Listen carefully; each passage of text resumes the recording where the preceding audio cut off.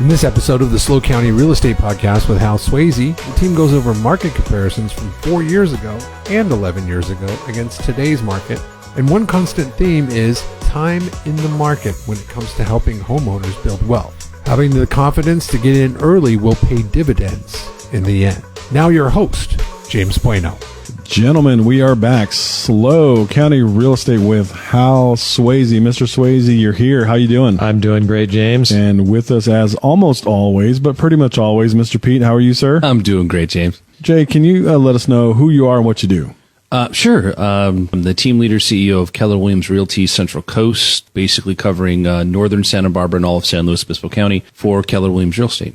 How long have you been in real estate? Me? Oh, geez, I got licensed in 2001, so it's been a little over 20 years. I've done quite a bit in that realm, title, escrow. I was a certified exchange specialist, dealing in 1031s. I sold commercial real estate at the national level. I took over the Keller Williams franchise and operation here about 8 years ago.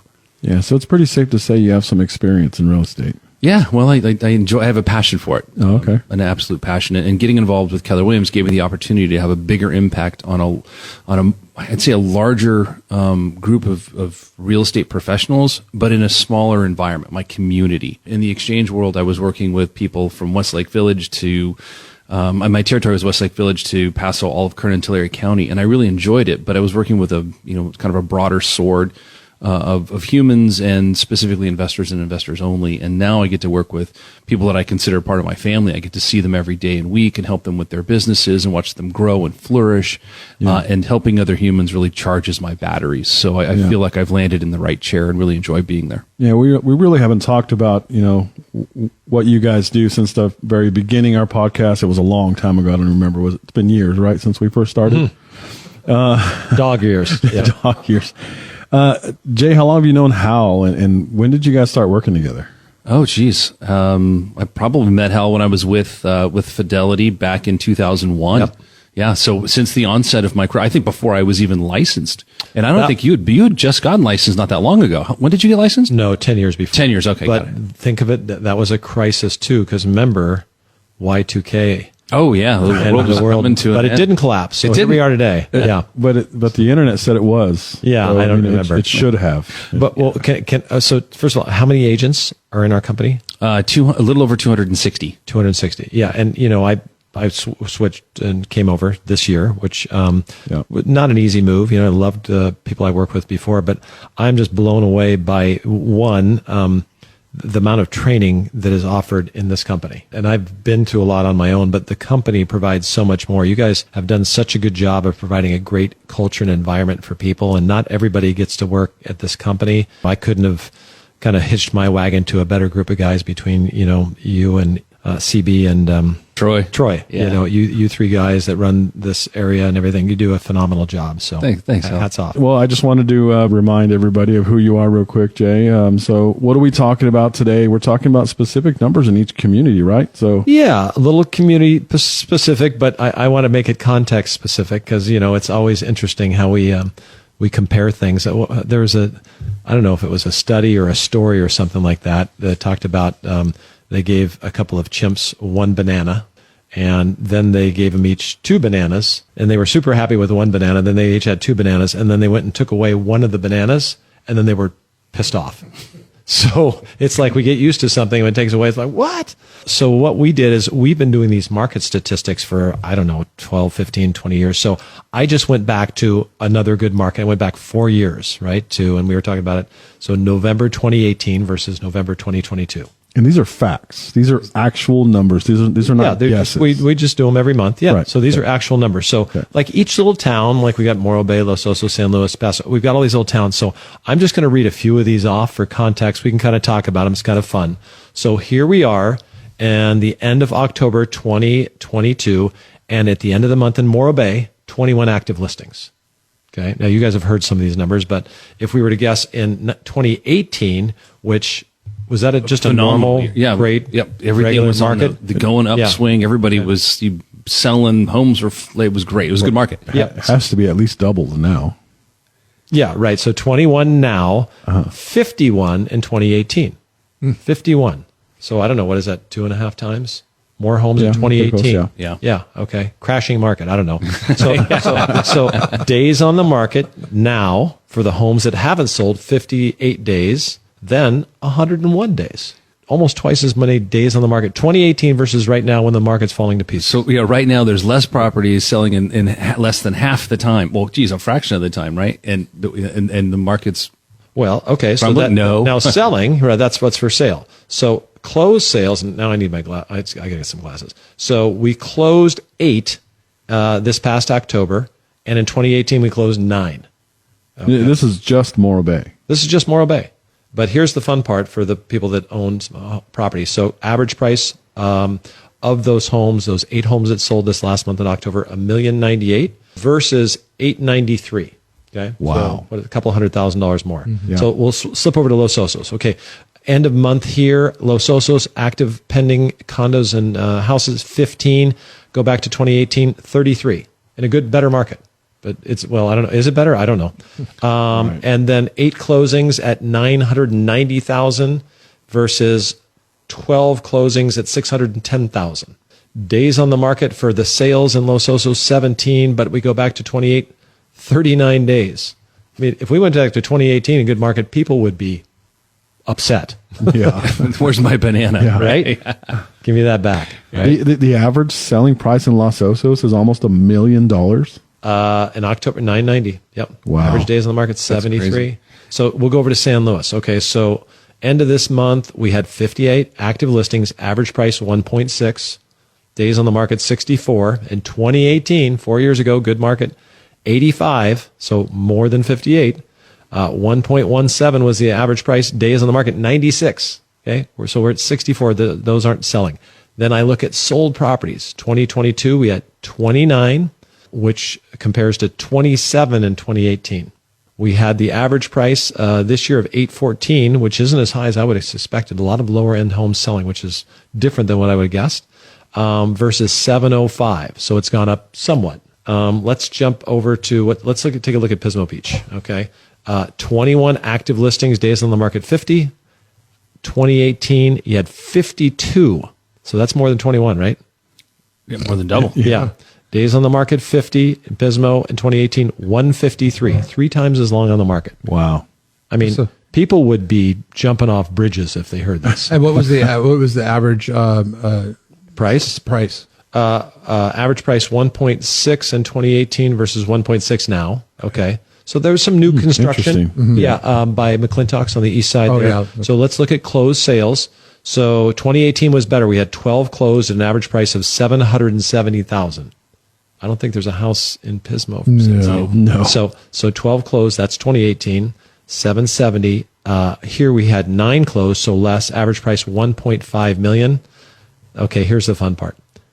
Days on the market right now. Market's crashing, right? 25 days on the market.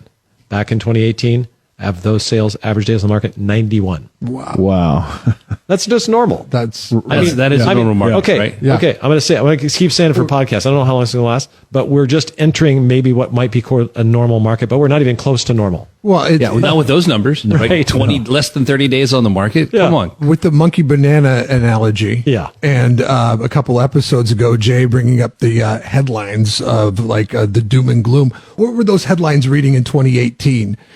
Nobody was talking about, the great real estate crash of 2018 or anything like that. But when you look at it on a local level here, it does not apply. At my age, the years run together, but I pretty much remember 2018. I think the fall from June, July, the first half of the year was strong, and then it slowed down a lot.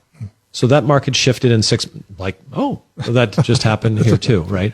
So, things can shift so quickly. And then the beginning of 2019 again, if you were putting your house on the market in December, you're kind of down and out. And then you waited till January, got on the market. And the next thing it just took off again. The length of time when things change has gotten faster. But I just looked at this and anyway, it's crazy to compare. It's kind of funny you talk about those headlines, Jay. You don't remember that game we played when we were kids, red light, green light? Red light. It's almost like a red light, yellow light, though. The market goes up at a pace, and then it slows down, and then it goes back up again. That's the yellow light is slowing down. The green light, it's just off the hinges. Who's disappointed they bought a house in 2018? Yeah. No, I mean, No yeah. one. I did buy a house in 2018. Good for you. Yeah, congratulations. And we sold it in 2020 and bought a bigger house. Right. You know, I mean, it was, I mean, and it speaks volumes. And I know JT's not here, but for what he always says, it's not timing the market, it's time in the market. Yeah. They sound the same. That's why Don't He wait puts to a better buy. emphasis. We need him back. Yeah. He puts a better emphasis on it. So his famous quotes are one of the best 2 times to buy real estate today and 20 years ago. Yeah, right. Yeah. And then like Gary Keller's got a great, his newest quote. I was at a conference I went to. I think we were both there, and it said, "Don't wait to buy real estate. Buy real estate and wait." I'm just Let's get some North County numbers. Okay, so Paso Robles, all right, here we are, 2022, 33 active homes on the market, 763 is the average price. In 2018, we had 83, 33 versus 83, so our inventory is down, and the price was 557. So if we go to solds, okay, so in 2018, October, 26 sales, average price 433. Oh my God! Holy moly. That's a down payment now. So not even a condo. Yeah. Right. So 433, and then so 26, and then 25. Okay, this year, and the average price 696. So that's about 50%. I can't see that, but at least a 50% increase in price. Yeah. Days on the market for those 25 that sold this here locally and recently in Paso Robles, 15 days. And in 18, it was 63 days. So 4 times as long on the market back then.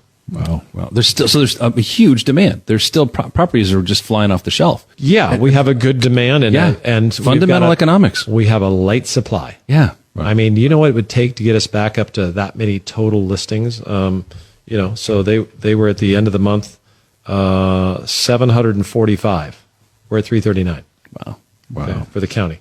So I guess, you know, I mean, I can go on and on. I mean, I love this stuff because we have fun with it, but it does put it in perspective. Even, I mean, I know this, but even for me to see this is like, oh, wow. You know, just compared to what it was. They took our second banana away. Yeah. I hate it. It's more like 100 bananas was like during that thing. Last 2 years, and they only left you with 80. 80 for the day to eat today. We only have 80 bananas today. We had 100. Dang it. It's really important to put things in perspective. And we just said this recently in another podcast. You know, don't believe everything you read, you know, but people do look at not so much position in the market, but trajectory, you know, and so the trajectory is changing. It's like, look what happened, you know, but yeah, compared to the shift. What year was it? When did we start declining in available inventory? When did it start to move down? Do you have that number? In 2010, in the 2000, from 2000 to 2010, we had a huge supply of homes that were put onto the market. Yeah. So what was across the country? The peak year, I guess, is what I'm saying. So was it 10? Was it 9? I mean, well, whenever there's a big recession, you know, home inventory builds real up. estate. The last recession was a real estate recession. 2008. Yeah, that was started by 8, 9, and so in 10 we looked at there was a huge surplus, and so we look at.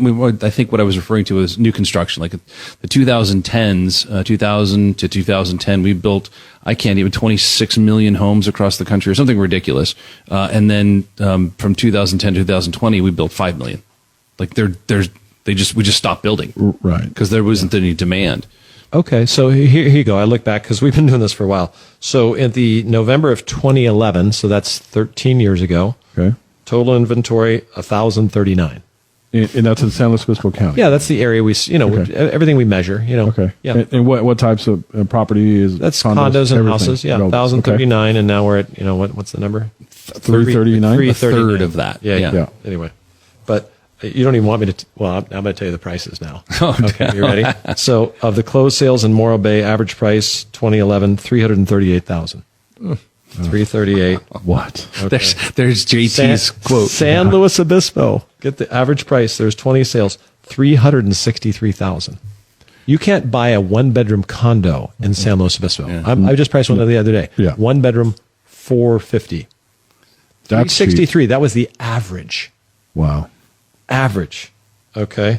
Avila Beach, 3 sales, which is always a small market, 553. Pismo, 581. You can't find anything. Grover Beach, here's a good one. 2011 average price, $191,000. Oh, gosh. There's no. It's like Oklahoma. We went from Oklahoma to California. Beverly Hillbillies. Yeah. Literally. What about some of the more the other Got some coastal? crude and stumbled into $1 million home. On the Beach ocean communities, here? yeah, on the ocean. Okay, so here's Cayucas, 7 sales for $599, 303 days on the market. You know, that again, 2011. Wow. Well, you know what? I want to make a parallel. Hal, what was the, because we know, what's the average price for San Luis today? Our average price on the sales? Yeah. So the closed sales last month, $1,049,000. Okay, $1 million. And what was the price 13 years ago? 363. So that's Is that timing the market or time in? What's that Time thing you in the always market. say? There is no better investment. 300%. So let's take this like this, imagine this. So none of us have a crystal ball, right? But these are empirical numbers because we're looking backwards. These are facts.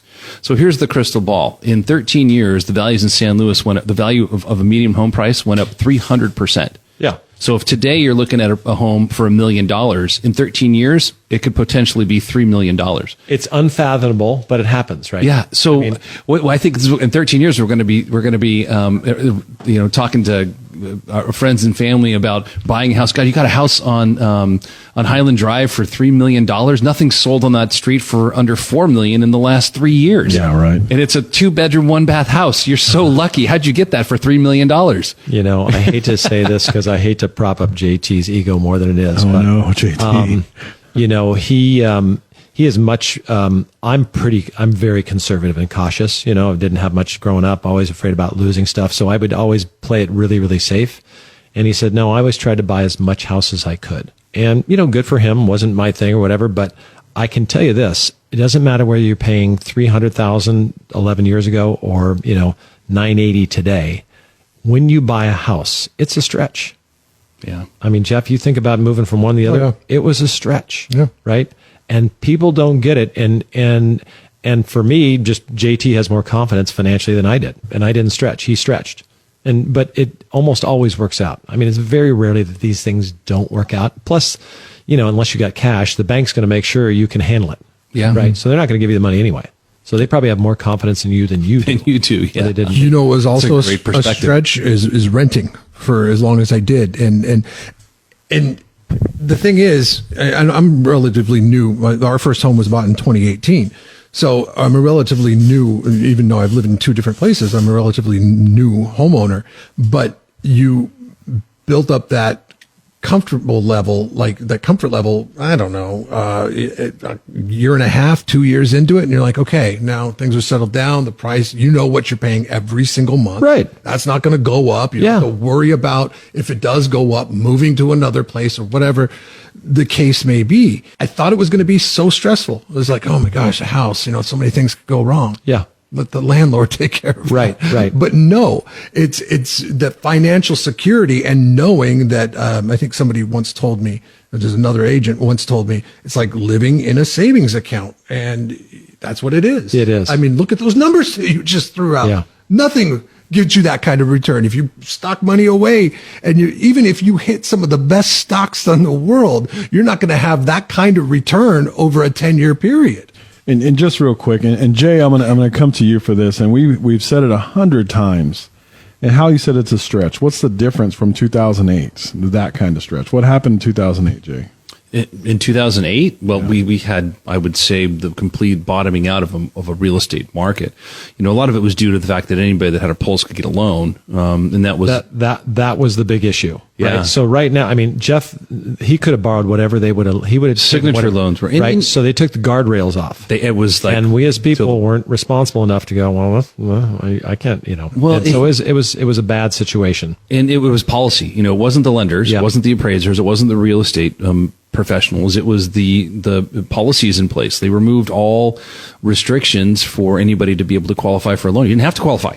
Yeah. Sign a piece of paper saying you'll pay them back, and you get a house. You get a house. You get everybody. You can buy. You want 3, James? You can have 3. Here, just sign. Tell me that you're going to pay me back. Right. And they were really, really frightening loans, reverse amortizing loans. The full payments $3,000, but just pay us. Stated income loans, right? You can just say I made $1 million, and they take it. They weren't verifying it. Yeah, and and I would counter a little bit what you said. I mean, there's certainly culpability in the real estate industry and the lending industry because those lenders probably knew they were making loans. So it's human nature, it's they were grabbing things. It's like people grabbing Bitcoin or dodgy, whatever, and again, I'm not saying anything good or bad about that, but there are certain things that become fads. But I think the real lesson in this thing is to say, listen, I think most people underestimate their ability to meet with certain circumstances. I mean, I always thought, I tell young people that are maybe in their 20s, hey, when you're in 6th grade, did you ever think you could compete or learn this language or do that? You just didn't think you had it in you.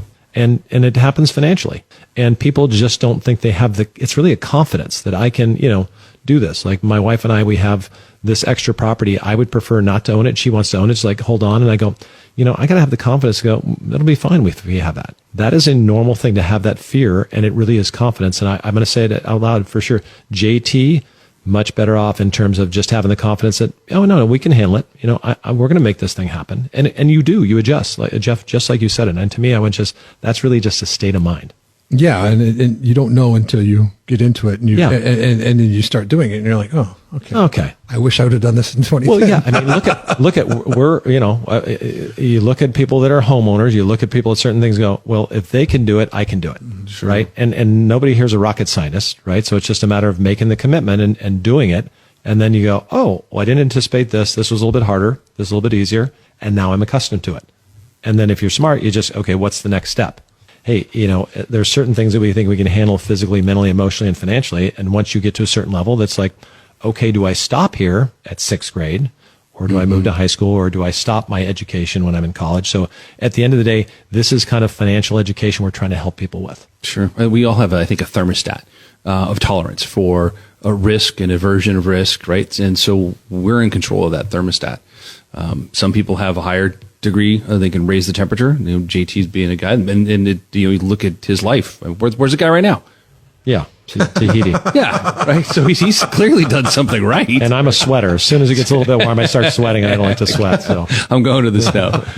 You know what, James? Though, to circle back on your question about 2008, people ask, was it? And I'll ask people, even people that are in the industry, like, where do you see? Where's the market going? Oh, well, it's real estate cyclical. We're at the end of a cycle, and things are going to correct. Well, we're not looking at what happened in 2008. We're not. So if you're waiting for a bubble to burst, you're going to be holding your breath for a while, man. But I think the moral of the story here is that JT does have a crystal ball. Yes, he does. He does. He's not here to defend himself, but it's just what I love. You know what? He might have 2 crystal balls.